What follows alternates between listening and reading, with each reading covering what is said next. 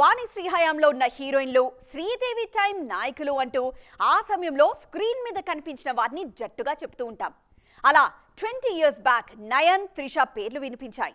Recent టైమ్స్లో పూజా, రష్మిక మధ్య comparison ఉండేది. వీరికన్నా ముందు బాగా వినిపించిన పేర్లు రాశి అండ్ రకుల్. ఒకప్పుడు దక్షిణాదిన ఫేమ్ చూసిన ఈ భామలు ఇప్పుడెందుకు కనుమరుగవుతున్నారు?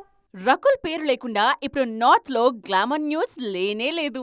ఈ నెల 21న పెళ్లిపీట లెక్కనున్న ఈ అమ్మడి లవ్ స్టోరీ గురించే ఇప్పుడు సర్వత్రా వార్తలు వినిపిస్తున్నాయి.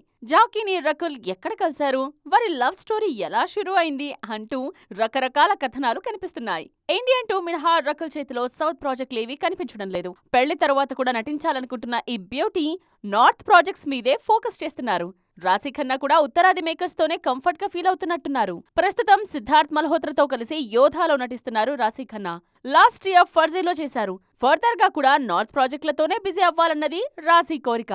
సౌత్ లో తెలుగులోనే కాదు, తమిళ్, మలయాళంలోనూ మంచి పేరే ఉంది రాశి ఖన్నాకు. అయినా ఈ మధ్య ఆమెను సౌత్ మేకర్స్ పలకరించడం లేదా, లేకపోతే నార్త్ కమిట్మెంట్స్ తోనే బిజీగా ఉన్నారా అన్న దాని మీద కూడా క్లారిటీ లేదు.